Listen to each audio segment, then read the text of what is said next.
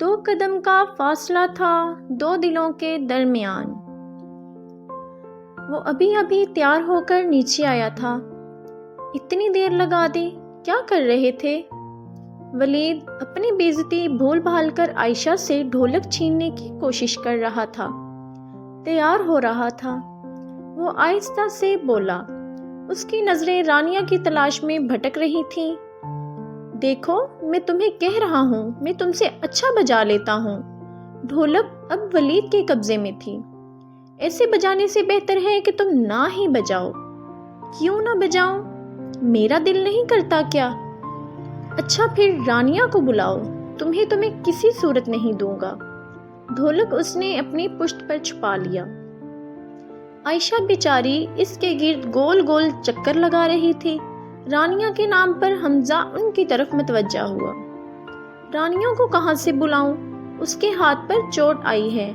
حمزہ کو بلانے کے بعد وہ نیچے آ رہی تھی کہ پاؤں پھسل گیا اور اس کی ساری چوڑیاں بھی ٹوٹ گئیں۔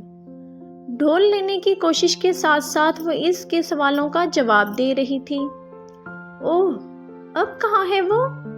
ولید نے پریشانی سے پوچھا اور ساتھ ہی ڈھول سر پر رکھ لیا۔ اب عائشہ اور رابعہ دونوں کے بس کی بات نہیں تھی کہ وہ اس کے سر سے ڈھول اتار سکیں۔ کہاں اتنا لمبا ولید اور کہاں چھوٹی چھوٹی وہ دونوں۔ اور تو کہیں نہیں لگی، بس ایک کلائی پر ہی چوٹ آئی ہے۔ تائی اماں سے اچھی خاصی ڈانٹ پڑی ہے اسے۔ وہ رو بھی تو، وہ اور بھی کچھ کہہ رہی تھی مگر حمزہ وہاں سے اٹھ گیا۔ ہائے امی، آہستہ پلیز، بہت درد ہو رہا ہے۔ ہانیہ آپی کے کمرے سے اس کی رونے کی آواز آ رہی تھی۔ آنکھیں کھول کر چلا کرو نا، پتہ نہیں دھیان کدھر ہوتا ہے اس لڑکی کا۔ ستیہ ناس کر لیا ہے سارے بازو کا۔ خبردار اب جو آواز نکالی، باہر مہمان بیٹھے ہیں، کیا کہیں گے؟ بڑی ممانے واقعی شدید غصے میں تھیں۔ آئے ہائے، اب بس بھی کرو، ایک تو لڑکی کو تکلیف ہے اور اوپر سے تم۔ دادو بھی وہیں موجود تھیں۔ ہائے آہستہ، شاید یہاں کانچ رہ گیا ہے۔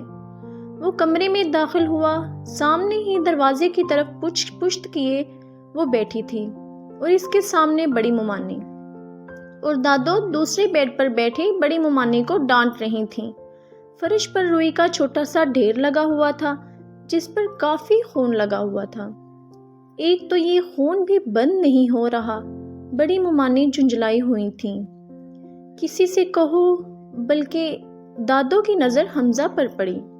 ارے حمزہ، تم ہی اسے ڈاکٹر کے پاس لے جاؤ۔ رانیہ اور بڑی ممانی نے جو ابھی تک اس کی آمد سے بے خبر تھی فوراً پیچھے مڑ کر دیکھا۔ کوئی بات نہیں امی، ابھی بند ہو جائے گا۔ رانیہ نے مری مری آواز میں انکار کیا۔ ایسے کیسے بند ہو جائے گا؟ ممانی نے اسے ڈانٹ کر رکھ دیا۔ یہ مین روڈ پر کلینک ہے نا، وہیں لے جانا۔ دادو نے فوراً مشورہ دیا۔ ٹھیک ہے، میں گاڑی نکالتا ہوں، تم جلدی آؤ۔ وہ کہہ کر باہر نکل گیا۔ امی، مگر پیچھے سے اسے رانیہ کی آواز آئی۔ بڑی سی چادر لے کر وہ باہر آئی تو اس نے فوراً گاڑی سٹارٹ کر دی۔ آنسو اب بھی اس کی آنکھوں میں تھے جنہیں بڑی مشکلوں سے اس نے روکا ہوا تھا۔ Rania, I am very sorry, مجھے نہیں پتا تھا کہ… اسے سمجھ میں نہیں آ رہا تھا کہ وہ کیسے اس سے معافی مانگے، کیسے اپنی ندامت کا اظہار کرے۔ Please just leave it. وہ مسلسل باہر دیکھ رہی تھی۔ مگر تم… وہ بے چینی سے بولا۔ وہ اس سے رخ موڑے بیٹھی تھی، مسلسل باہر کی جانب دیکھ رہی تھی۔ تو پھر اس طرح کیوں؟ وہ بھی حمزہ تھا اس کی رگ رگ سے واقف۔ کیونکہ حمزہ صاحب، مجھے تکلیف ہو رہی ہے، اس نے ایک ایک لفظ چبا کر کہا۔ اور جانتے ہو کہ یہ تکلیف ان کانچ کے ٹکڑوں کی وجہ سے نہیں ہو رہی، بلکہ آج میرا مان ٹوٹ گیا ہے۔ سب نے کہا تھا کہ آج حمزہ بہت غصے میں ہے، وہ کسی کی نہیں سنے گا، وہ نیچے نہیں آئے گا۔ مگر میں نے کہا کہ وہ میرے بلانے پر آ جائے گا، اور سب نے میرا بہت مذاق اڑایا، اور ٹھیک ہی مذاق اڑایا تھا۔ میرا ہی دماغ خراب تھا کہ میں تمہیں بلانے چلی آئی، حالانکہ تم... وہ پھر سے رونے لگی۔ حمزہ کچھ کہنے لگا تھا مگر کلینک آ چکا تھا، لہٰذا وہ چپ ہی رہا۔ اوہو، آپ اتنی بڑی ہیں اور اس طرح رو رہی ہیں۔ ڈاکٹر نے اس کی سوجی ہوئی آنکھیں دیکھی تو ہنس کر بولا، اور پھر جیسے ہی ڈاکٹر نے اس کا زخم صاف کرنا شروع کیا تو رانیہ نے دونوں آنکھیں بند کر لیں اور نچلا ہونٹ دانتوں تلے دبا لیا۔ چلیں بھئی، آنکھیں کھولیں۔ چند لمحوں بعد ڈاکٹر کی آواز پر اس نے آنکھیں کھول دیں۔ وہ دونوں ساتھ ساتھ کلینک سے نکلے۔ ہاں بھئی، بتاؤ کیا کھانا ہے؟ وہ زبردستی اپنے لہجے میں بشاشت پیدا کرتے ہوئے بولا۔ کچھ نہیں، وہ آہستگی سے بولی۔ تم ابھی تک ناراض ہو؟ وہ یکدم سنجیدہ ہو گیا۔ اس کے لہجے میں کتنے ہی خدشے بول رہے تھے۔ رانیہ نے صرف ایک نظر اسے دیکھا کہ اس کی ناراضگی اس کے لیے کیا معنی رکھتی ہے، اور اس کے تمام سوالوں کے جواب تو اس کے چہرے پر ہی رقم تھے۔ وہ کپڑے چینج کر کے آیا تھا صرف اس کے کہنے پر، وہ تیار بھی ہوا تھا صرف اس کے لیے، کیونکہ وہ اسے بلانے گئی تھی خود۔ اس نے سر جھکا لیا اور پھر نفی میں سر ہلا دیا۔ تو پھر اس طرح وہ سمجھ نہیں پا رہا تھا کہ وہ اسے کیا کہے، کس طرح اپنی ندامت کا اظہار کرے۔ رانیہ، آج میں تم سے یہ کہہ دینا چاہتا ہوں کہ... وہ ابھی اتنا ہی کہہ پایا تھا کہ رانیہ نے اسے ٹوک دیا۔ پلیز حمزہ، کچھ لفظ ان کہیں ہی اچھے لگتے ہیں۔ وہ اب باہر دیکھ رہی تھی۔ اب دیکھ لو، خود ہی منع کر رہی ہو، پھر مجھ سے شکایت نہ کرنا کہ... وہ ایک دم ہلکا پھلکا ہو گیا تھا۔ اب تم پھر پھیل رہے ہو، اپنی حد میں رہو، سمجھے؟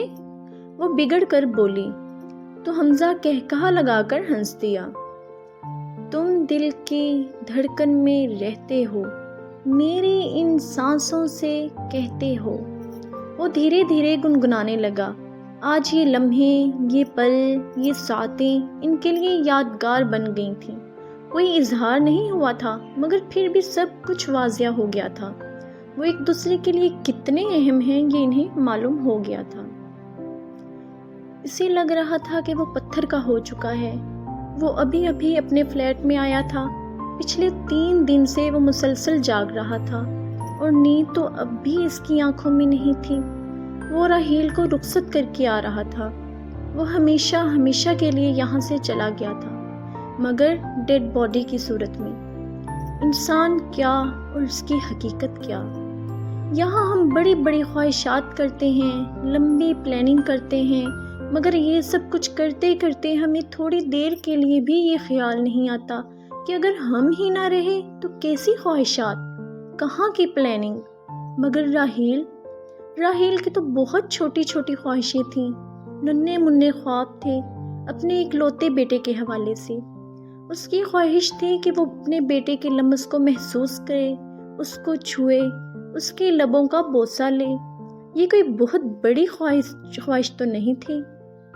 کوئی باپ اپنے بیٹے کے حوالے سے ایسی خواہشات کا اظہار کرے تو یہ کوئی بہت بڑی بات تو نہیں، مگر پھر وہی ایک چیز جسے ہم ہمیشہ بھول جاتے ہیں، قسمت، تقدیر، نصیب، ایک ہی چیز کے مختلف نام۔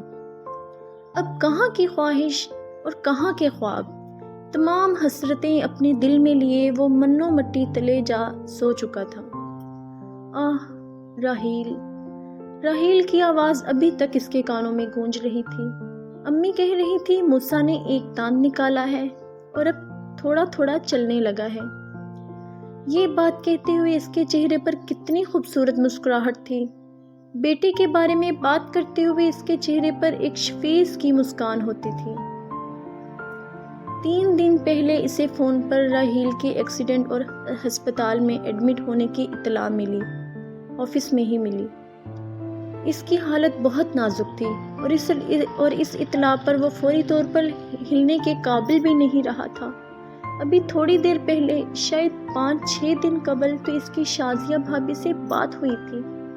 وہ فوراً ہسپتال پہنچا۔ اسے شدید چوٹیں آئی تھیں اور وہ شاید اسی کے پہنچنے کا انتظار کر رہا تھا۔ یار اب اب ابھی تم میں مرنا نہیں چاہتا. ابھی مجھے موسیٰ شازیہ امی ابا اور بھی کچھ کہنا چاہتا تھا مگر شاید سانسوں کی گنتی ختم ہو چکی تھی. کراچی میں 2 سال وہ راحیل کے گھر میں ہی رہا تھا. راحیل اس کا یونیورسٹی فیلو تھا.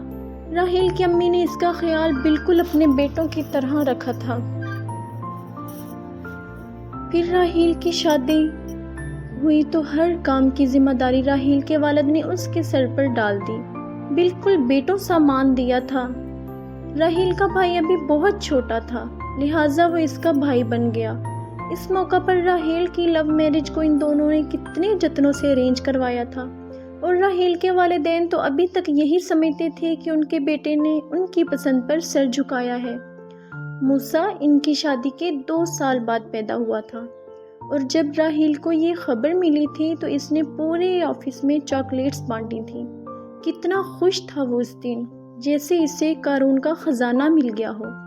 اس کا بس نہیں چلتا تھا کہ وہ اٹھ کر پاکستان پہنچ جائے. اور شازیہ بھابی بھی تو ہر ہفتے موسیٰ کی تصویر اسے سینڈ کرتی تھی. وہ پوری رات اس نے راحیل کے بارے میں سوچتے ہوئے ایک ہی جگہ بیٹھے بیٹھے گزار دی. وہ خود میں راحیل کی ڈیڈ باڈی کے ساتھ جانے کی ہمت نہیں کر پایا تھا. کیا منہ دکھاتا وہ راحیل کے والدین کو، اس کے بھائی کو اور سب سے بڑھ کر شازیہ بھابی کو، جن کی محبت کا وہ واحد گواہ تھا. اس ناول کے نیکسٹ پارٹ کے لیے اس چینل کو سبسکرائب کریں، ہماری اس ویڈیو کو لائک کریں، شیئر کریں اور کمنٹ باکس میں اپنی رائے کا اظہار دیں. شکریہ. اللہ حافظ.